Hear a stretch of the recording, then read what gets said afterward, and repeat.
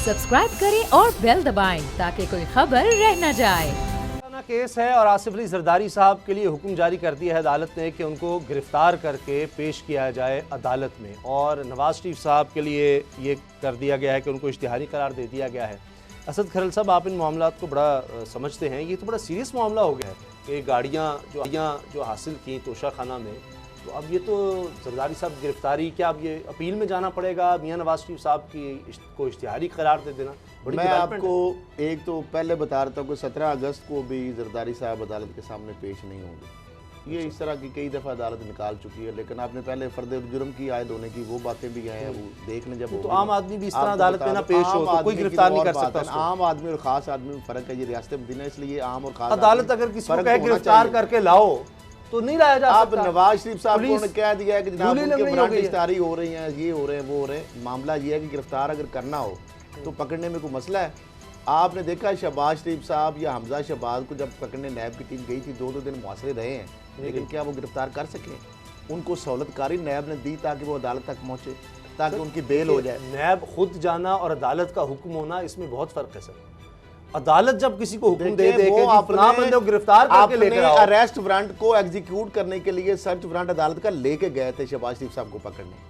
इसी तरीके से हमजा शहबाज को पकड़ने सर्च वारंट और अरेस्ट वारंट लेके गए थे, उसको एग्जीक्यूट करने के लिए गए थे। मामला ये नहीं है उसामा साहब, आम आदमी के लिए तो और कानून है यहाँ पे, चूंकि रियासत मदीना है, यहाँ पे जो इमरान खान साहब ने कहा, यहाँ मामला उल्टा है। दूसरा एक वो अभी एक मीडिया में ऐसे मेरे ज़हन में आ गई बात, वो कामरान खान साहब का इंटरव्यू और उस हवाले से वो अजहर मशवानी साहब ने एक ट्वीट किया, तो उसके ज़रिए वो सारी चीज़ें पता लगी। मेरी जो बात हुई है, मामला ये हुआ है कि जो उस्मान बुज़दार साहब जो हैं, उनको बगैर एतमाद में लिए अजहर मशवानी साहब ने कामरान खान साहब को दे दिया टाइम। अच्छा, अब मैं ये समझता हूँ यहाँ पे अगर अजहर मशवानी साहब ने सीएम को नोटिस में लाए बगैर टाइम दिया है, तो ये तो फिर एक रिफ्ट पैदा करने वाली बात है मीडिया हाउस के अंदर, और फिर वो फोकल पर्सन है डिजिटल मीडिया के, डिजिटल मीडिया का फोकल पर्सन है वो इलेक्ट्रॉनिक मीडिया का कर देते हैं कि मैं कल सर जो और फिर अपोलोजेटिक ट्वीट करने के बजाय आप अतरा रहे हैं उसके ऊपर जनाब कि ये कौन सा मसला है, ये तो बात गलत है। मैं समझता हूँ ये बात गलत है।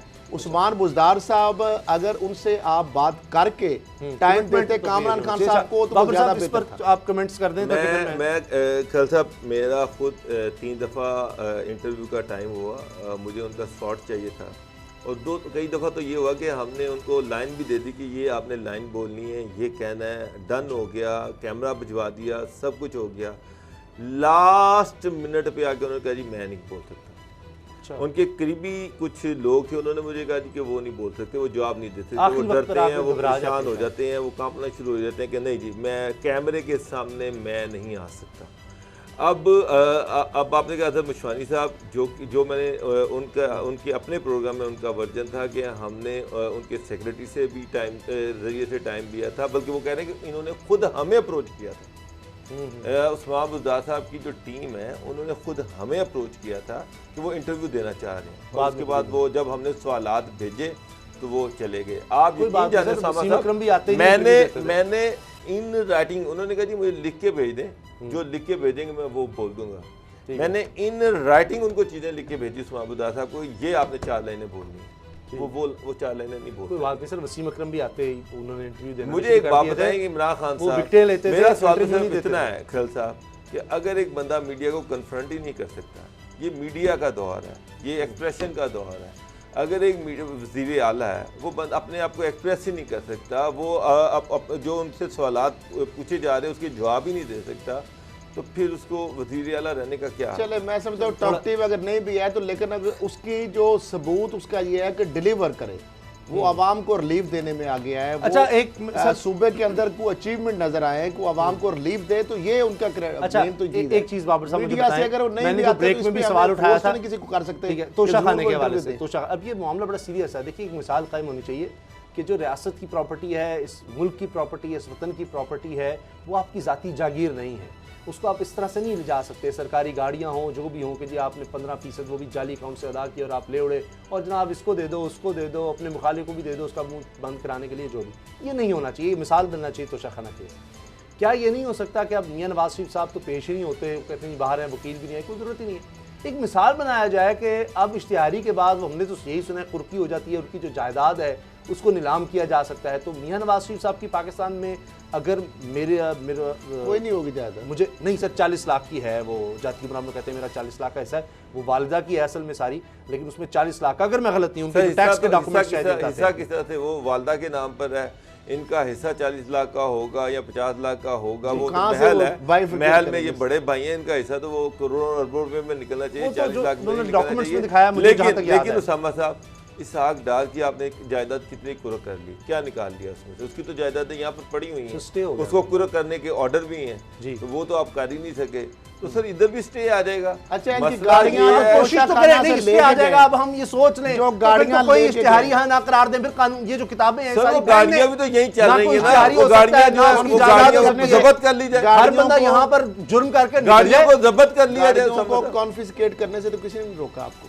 आप जायदाद को तो छोड़े, वो गाड़ियां जब्त कर, गाड़ियां उनके कहाँ नाम है, वो तो आज तक समझ ही नहीं आई। वो मरियम जो गाड़ी लेकर फिरती रही, वो पता लगा पता नहीं वो कुवैत की गाड़ी थी, किसकी थी, किस तरह उसका कस्टम पे हुआ ये था। जो गाड़ियां आई हैं इनका कहीं ना कहीं रजिस्टर हुई होंगी ना, जी जी अल्टीमेटली कहीं ना कहीं रजिस्टर, ये गाड़ियां बिल्कुल कहीं ना कहीं तो खड़ी होंगी, बिल्कुल तो जाके उसको जब्त कर ले उस गाड़ी को। बहुत अच्छी तजवीज़ है, ये कर लिया जाए, लेकिन वो अब कानूनी प्रोसेस तो तजावीज़ बहुत अच्छी हैं, तकरीरें बड़ी अच्छी हैं, दीवारों पे जो चीजें लिखी होती हैं वो बड़ी अच्छी लिखी होती हैं, कब तक लेकिन मेरा सवाल ये है कि ये इम्प्लीमेंट कौन करेगा? मुझे नहीं लग रहा, मैंने आज तक पाकिस्तान में, इमरान खान साहब कहते थे गरीब का पाकिस्तान और अमीर का पाकिस्तान एक होगा, खान साहब अमीर और गरीब के पाकिस्तान में बहुत फर्क बढ़ गया है। अमीर के घर से कोई एक मोटरसाइकिल निकाल के लेके नहीं जा सकता, अभी तक मैंने नहीं देखा कि किसी अमीर से 1 रुपया एक धेला भी कल भी मैंने ये इतनी लंबी लिस्ट गिनवा के कहा था कि 1 रुपए की आप बता दे नैब के इनसे रिकवरी एफआई बता, जेल को जाना पड़ता है ना। फरयाल तालपुर साहिबा मरीज थी, फिर भी जेल में गई, उनके बच्चों तो उसका हमें कौम को क्या फायदा, कौम को क्या फायदा होगा? कौम को क्या दे रहे तो क्या करें आप, कौम को क्या फायदा, क्या क्या करें? थानों में रिकवरियां होती हैं, लोगों को नैब जबरदस्ती तो बड़ी बार्गेन है, अगला बंदा करना ही नहीं चाह रहा, आप क्या कर लेंगे? अब जब जब आप इतनी ज्यादा सहूलतें दे देंगे, आप मीर शिकदर रहमान साहब के आप कहेंगे वो प्ली बार्गेन करेगा, जब इतनी सहूलतें आप दे देंगे तो वो पागल बंदा के प्ली बार्गेन। इसमें नहीं हो सकता इश्तिहारी करार देने के बाद जो पुलिस जब रिकवरी करती है डाकुओं से, लूटा हुआ माल रिकवर करती है, तो इसलिए करती है कि सर आप डाकू तो नहीं ना, उस तरह तो नहीं कि किसी घर जाके डकैती की भी है, वो तो फिर अब निकाल देते, ये तो कौमी खजाने को, तो ये उससे बड़ा संगीन जुर्म है। वो तो इंडिविजुअल के साथ डकैती है, ये रियासत के साथ डकैती है। रियासत के माल को लूटना ये छोटी बात नहीं है। आप छोटी सी कार सरकार मुदाखलत कर दे तो आपके ऊपर पर्चा हो जाता है।